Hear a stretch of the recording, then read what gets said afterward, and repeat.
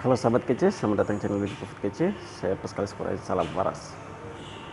Baik, pada kesempatan kali ini ingin saya berbicara tentang uh, kenapa kita terlalu minder dengan lingkungan yang ada.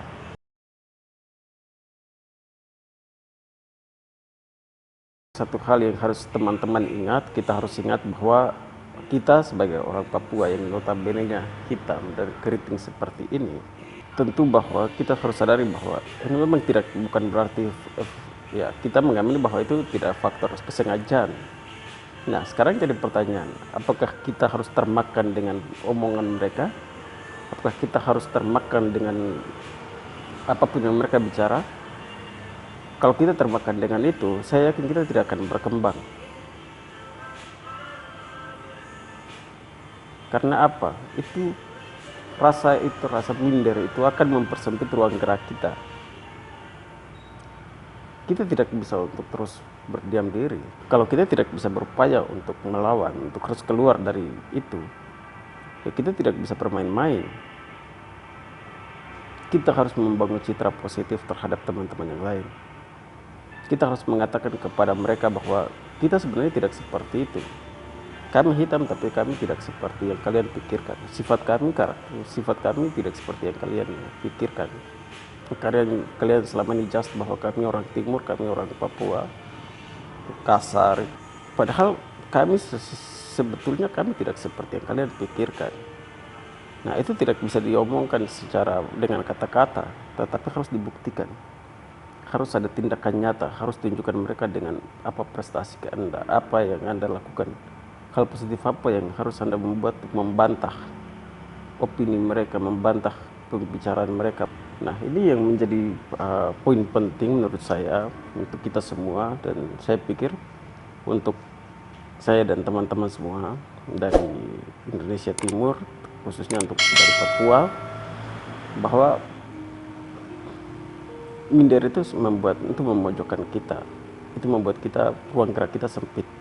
Kita tidak punya akses untuk berteman dengan siapa saja, untuk mencari informasi di mana saja, menggali informasi dari mana saja. Kita tidak punya itu. Nah, kalau kita sudah bebas, sudah melihat itu sebagai faktor kesengajaan, dan kita menganggap bahwa ya itu biasa, itu mungkin orang keliru, atau mungkin ya, artinya kita optimis, atau artinya kita masing-masing optimis bahwa ya kita tidak seperti yang Anda katakan.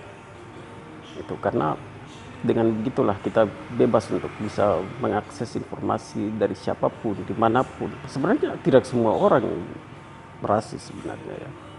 Dan saya melihat, artinya begini, saya tidak harus membantah, saya tidak harus mendukung untuk apa-apa, tetapi saya berbicara tidak ada unsur politik apapun. Saya hanya berbicara fokus untuk berbicara tentang pembangunan sumber daya manusia Papua. Saya berbicara tentang pembangunan SDM, kemajuan sumber daya manusia Papua.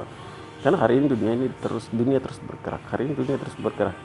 Kalau kita tidak punya segudang pengetahuan, minim informasi, tidak punya pandangan yang luas terkait dengan perkembangan zaman hari ini menjadi tantangan terbesar untuk kita ke depan. Karena apa?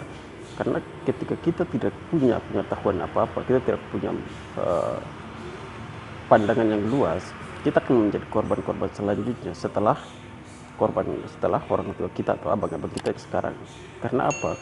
Di era industri saja itu mereka sudah jadi korban. Kita sekarang berebutan untuk lapangan pekerjaan, kita sudah sedang berebutan tentang persaingan atau pencaplokan lahan segala macam. Karena apa? Ya karena kita belum siap. Kita belum siap di era itu, awal peradaban, di era itu, era revolusi industri 3.0 atau era komputerisasi itu kita belum siap. Sampai penghujung ini itu pun 1-2 yang bisa mampu untuk kelola internet, kelola komputer. Nah, sekarang ditambah lagi dengan era digital. Nah, ini menjadi tantangan kita. Nah, setelah kita era digital, adik-adik kita yang kelahiran tahun 2000, mereka akan menghadapi yang namanya robotik, otomasi. Nah, ini menjadi tantangan yang makin rumit. Makanya saya berharap kita yang sebagai anak-anak muda untuk hari ini, ya, kita yang punya pengetahuan sedikit tentang era revolusi industri 4.0. Ayo, pilihan terakhir menurut saya yang terbaik adalah bagaimana kita membangun peradaban, meletakkan fondasi peradaban. Ini paling penting, karena untuk abang-abang kita, untuk generasi kita yang sekarang menguasai lapangan pekerjaan, itu mereka tidak mengerti tentang era revolusi industri 4.0, apalagi era revolusi industri 5.0. Mereka tidak mengerti sama sekali. Tantangannya seperti apapun mereka juga tidak mengerti. Nah, ini menjadi tantangan. Karena apa? Mereka tidak mampu untuk memproduk atau membuat undang-undang atau membuat kebijakan yang membangun sumber daya manusia yang mampu untuk bersaing di era digital. Saya mengajak kita semua sebagai anak-anak muda, yang pertama kita lakukan hari ini adalah kampanye literasi. Dampingi adik-adik kita, mereka yang masuk di perkuliahan, arahkan mereka untuk terbuka dengan lingkungan, perbanyak referensi, perbanyak pertemanan untuk terus menggali informasi tentang tantangan yang akan mereka hadapi, supaya hari ini mereka mempersiapkan diri sejak dini untuk menerima kehadiran era baru atau